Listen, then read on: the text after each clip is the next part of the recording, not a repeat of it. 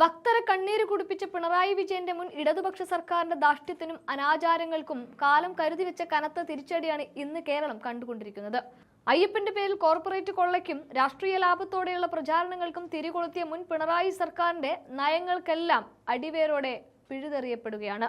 ശബരിമലയെ ഒരു ആഗോള ബ്രാൻഡാക്കാനും മേളകൾ സംഘടിപ്പിച്ച് രാഷ്ട്രീയ നേട്ടമുണ്ടാക്കാനും നോക്കിയ മുൻ ഭരണാധികാരികളുടെ വൻ പിഴവുകളിൽ നിന്ന് പാഠം ഉൾക്കൊണ്ട് Devaswom board president K Jayakumar ഇപ്പോൾ വിപ്ലവകരമായ മാറ്റങ്ങൾക്കാണ് തുടക്കമിട്ടിരിക്കുന്നത്. മുൻപ് ഇടതു സർക്കാരിന്റെ കാലത്ത് വലിയ തിരിച്ചടികൾക്കും ഭക്തജനരോക്ഷത്തിനും വഴിവെച്ച വിവാദ ആഗോള അയ്യപ്പ സംഗമം ഇനി ഉണ്ടാകില്ല എന്ന് അദ്ദേഹം തുറന്നടിച്ചു. ഇന്നലെ അയ്യപ്പന് പ്രത്യേക പബ്ലിസിറ്റിയുടെ ആവശ്യമില്ല എന്ന് വ്യക്തമാക്കിക്കൊണ്ട് മുൻ LDF സർക്കാരിന്റെയും പിണറായി വിജയന്റെയും ദുരൂഹമായ അജണ്ടകൾക്കാണ് കെ ജയകുമാർ അന്ത്യം കുറിച്ചിരിക്കുന്നത്. മുഖ്യമന്ത്രിയായിരിക്കെ പിണറായി വിജയൻ തന്നെ നിയോഗിച്ച പ്രസിഡന്റായ കെ ജയകുമാർ തന്നെ മുൻ സർക്കാരിന്റെ തെറ്റുകൾ ഓരോന്നോരോന്നായി തിരുത്തുന്നു എന്നത് പിണറായിസത്തിന് ഏറ്റ വലിയ പ്രഹരമാണ്.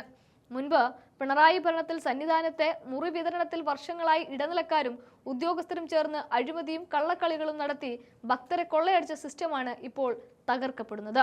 മുൻപ് വെറും 190 മുറികൾ മാത്രമാണ് ഓൺലൈനായി നൽകിയിരുന്നത് എങ്കിൽ അഴിമതികൾ പിഴുതെറിയാൻ സന്നിധാനത്തുള്ള 550 മുറികളും ഇനി മുതൽ പൂർണ്ണമായും ഓൺലൈൻ വഴി മാത്രമേ ഭക്തർക്ക് ലഭ്യമാകൂ എന്ന് ജയകുമാർ പ്രഖ്യാപിച്ചും കഴിഞ്ഞു. മുറികൾ ബുക്ക് ചെയ്യുന്നതിനായി മുൻപ് സാധാരണക്കാരെ ബുദ്ധിമുട്ടിച്ച വലിയ ഡെപ്പോസിറ്റ് തുക പൂർണ്ണമായും ഒഴിവാക്കി. മുറി വാടക മുൻകൂറായി നൽകി.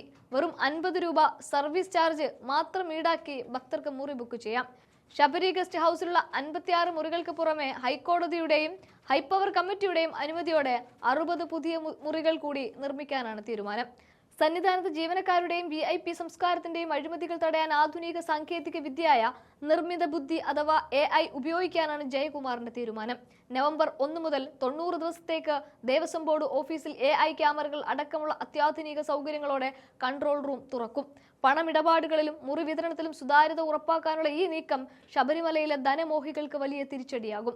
സന്നിധാനത്ത് മുൻപ് മുറികളും പരിസരവും കൃത്യമായി വൃത്തിയാക്കാൻ ആളുകളില്ലാത്തതിനാലുള്ള പരാതികൾക്ക് പരിഹാരമായി ഈ സീസൺ മുതൽ ശുചീകരണ ജോലികൾ പൂർണ്ണമായും പ്രൊഫഷണൽ സ്വകാര്യ ഏജൻസികളെയും ഏൽപ്പിക്കും.